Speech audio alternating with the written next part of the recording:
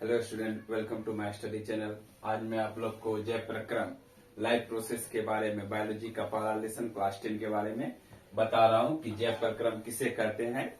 ठीक है, तो क्वेश्चन है जैव प्रक्रम किसे कहते हैं। तो इसका आंसर हो जाएगा वे सारी क्रियाएं, यानी कि वे सारा काम जिनके द्वारा जीवों का अनुरक्षण होता है, वही जैव प्रक्रम कहलाता है। यानी कि जैव प्रक्रम जिनके द्वारा जीवों का अनुरक्षण, सारा क्रिया जो जीव करते हैं, श्वसन, प्रजनन, गति, वृद्धि, वही सब मिलके जैव प्रक्रम कहलाता है। ठीक है, दूसरा क्वेश्चन, पोषण किसे कहते हैं, पोषण के कितने प्रकार हैं।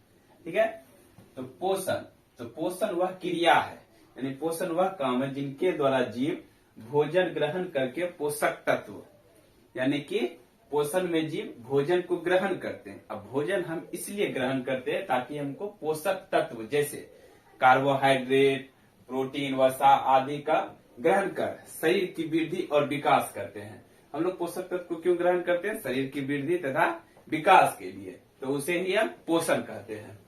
पोषण तो इसके प्रकार भी है। पोषण के दो प्रकार हैं, एक है स्वयं पोषण और दूसरा है पर पोषण। तो स्वयं पोषण तो वैसा पोषण जिसमें जीव, यानी वैसा पोषण जिसमें जीव प्रकाश संश्लेषण की क्रिया के द्वारा अपना भोजन स्वयं बनाता है, उसे स्वयं पोषण कहते हैं। जैसे आ जाएगा सभी हरे पौधे स्वयं पोषी है, यानी कि अपना भोजन खुद बनाते हैं, प्रकाश संश्लेषण की क्रिया के द्वारा अपना भोजन स्वयं बनाते हैं, इसलिए उसे स्वयं पोषण कहते हैं। और दूसरा पर पोषण, तो वैसा पोषण जिसमें जीव अपना भोजन स्वयं नहीं बनाकर बल्कि भोजन के लिए किसी अन्य जीव पर, यानी कि अन्य जीव पर निर्भर रहता है, उसे ही परपोषण कहते हैं। अपना भोजन इसमें खुद ना बनाकर दूसरे जीव पर निर्भर रहते हैं, उससे परपोषण कहते हैं। जैसे जानवर, पक्षी, मनुष्य आदि ये सारे परपोषण में आ गए। अब परपोषण के प्रकार भी हैं, जिसके 3 प्रकार है, मृतजीवी, परजीवी, प्राणी संपोषण, जो हम आगे लिखा रहे हैं आप लोग को बताते हैं। परपोषण के 3 प्रकार है, मृतजीवी पोषण, परजीवी पोषण, प्राणी संपोषण। तीनों का डिटेल नीचे दिया गया है, इसको हम बता देते हैं। मृतजीवी पोषण किसे कहते हैं? तो वैसा पोषण जिसमें जीव किसी मरे हुए जीव में रहकर, अपना भोजन ग्रहण करता है, उसे मृतजीवी पोषण कहते हैं। जैसे इसका एग्जाम्पल हो जाएगा मशरूम, कुकुरमुत्ता आदि, ये सब मृतजीवी पोषण के उदाहरण है। आगे परजीवी पोषण, तो वैसा पोषण जिसमें जीव किसी जीवित जीव में रहकर अपना भोजन ग्रहण करता है, उसे परजीवी पोषण कहते हैं। जैसे गोल कृमि, फीता कृमि, हुकवर्म, टेपवर्म आदि, ये सारे इसके परजीवी पोषण के उदाहरण है। आगे प्राणी संपोषण, तो वैसा पोषण जिसमें जीव अपना भोजन अकार्बनिक रूप में ग्रहण करता है, उसे प्राणी संपोषण कहते हैं। जैसे मनुष्य, जानवर ये आदि, ये सारे आ गए प्राणी संपोषण में। तो यही है परपोषण के 3 प्रकार। तो पोषण का सारा क्वेश्चन यहीं पे खत्म हो जाता है, पोषण से रिलेटेड। अब इसमें आएगा प्रकाश संश्लेषण की क्रिया, जो हम नेक्स्ट वीडियो में आपको बताएंगे। तो परपोषण के या प्रकार, इसका एक स्क्रीनशॉट ले लीजिए। प्रकाश संश्लेषण की क्रिया किसे कहते हैं? तो जब पौधे, यानी कि सारे हरे पौधे ही प्रकाश संश्लेषण की क्रिया करते हैं। तो जब पौधे सूर्य के प्रकाश, क्लोरोफिल, जल तथा खनिज लवण और CO2 की उपस्थिति में भोजन बनाते हैं, तो इसी क्रिया को प्रकाश संश्लेषण की क्रिया कहते हैं। यानी कि प्रकाश संश्लेषण की क्रिया के लिए हरे पौधों को ये सारे चीज की आवश्यकता होती है, जिसमें क्लोरोफिल, CO2, सूर्य का प्रकाश, जल तथा खनिज लवण, ये 4 चीज है जिसमें प्रकाश संश्लेषण की आवश्यकता के लिए यह चीज जरूरी है। तो अब इसके बाद आता है इसका एक समीकरण है। समीकरण जैसे 6CO2 + 12H2O, सूर्य का प्रकाश तथा खनिज लवण की उपस्थिति में, तो 6CO2 यानी कि कार्बन डाइऑक्साइड, तो पौधे को जस्ट लिखा दिए, तो पहले ही कार्बन डाइऑक्साइड, CO2 की आवश्यकता होती है। जल का भी पहले ही बोल दिए थे, जल, तो हरे पौधों को प्रकाश संश्लेषण क्रिया के लिए जल की आवश्यकता होती है। तो ये हो गए लेफ्ट साइड, यानी कि ये सारे चीज की आवश्यकता होती है, जिसमें से सूर्य का प्रकाश और क्लोरोफिल भी है, ये 4 चीज की आवश्यकता हो गई।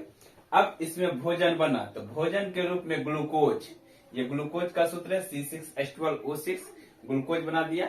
उसके बाद ऑक्सीजन, तो सारे हरे पौधे के लिए तो मस्ट है कि ऑक्सीजन तो वो छोड़ता ही है, इसीलिए हम लोग को भी कहा जाता है कि पेड़ पौधा लगाना चाहिए। हम लोग का यह ऑक्सीजन मस्ट है जीवन के लिए, तो हम लोग पेड़ पौधा लगाते हैं, जिससे कि हमको ऑक्सीजन मिलता है, तो हरे पेड़ पौधे ऑक्सीजन ही छोड़ते हैं। फिर जल, थोड़ा सा मात्रा जल भी हरे पौधे छोड़ते हैं, जल ग्रहण भी करते हैं और जल छोड़ते भी हैं। तो यही हो गया प्रकाश संश्लेषण की प्रक्रिया का समीकरण और प्रकाश संश्लेषण की प्रक्रिया का यह परिभाषा।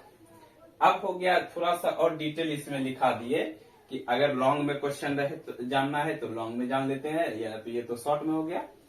तो हरे पौधे जो ये सारा चीज प्रकाश संश्लेषण की प्रक्रिया के लिए जरूरी है, ये कहाँ कहाँ से ग्रहण करते हैं, तो वही लिखा दिए। प्रकाश संश्लेषण की प्रक्रिया के लिए आवश्यक पदार्थों को पौधे निम्न स्थान से ग्रहण करते हैं। सबसे पहले आता है सूर्य का प्रकाश। तो पौधे सूर्य का प्रकाश कहाँ से, हम तो जानते हैं सूर्य से ग्रहण करेंगे। तो सूर्य तो दिन में उगता है, तो वही कारण प्रकाश संश्लेषण की प्रक्रिया रात में नहीं हो सकती या दिन में होता है। तो हरे पौधे सूर्य का प्रकाश सूर्य से पत्तियों में ग्रहण करते हैं और पत्तियों में ही भोजन का निर्माण। एक और चीज है कि भोजन का निर्माण हरे पौधे पत्ती में ही करते हैं, यह बात भी आप लोग को याद रखना है। फिर है क्लोरोफिल। तो हरे पौधे की पत्तियों में क्लोरोफिल मौजूद रहता है। तो ये हरे पौधे जो हरे होते हैं तो क्लोरोफिल के कारण ही हरे होते हैं। तो आज तो ये बात भी जानेंगे कि हरे होने का कारण क्लोरोफिल है और प्रकाश संश्लेषण की प्रक्रिया के लिए क्लोरोफिल का होना अनिवार्य है, ये तो हरे पौधे में पाए ही जाते हैं। तीसरा, जल तथा खनिज लवण। तो पौधा में पाया जाता है जाइलम। तो वही जाइलम जल के पास मिट्टी से जल के द्वारा जल को ग्रहण करता है, तो करने में मदद करता है। अगला CO2, जो कार्बन डाइऑक्साइड है, वो चौथा चीज। तो उसका लिखा दिया पौधे वायुमंडल से CO2 को ग्रहण करते हैं। तो ये सारा हो गया इसका प्रकाश संश्लेषण की प्रक्रिया का डिटेल।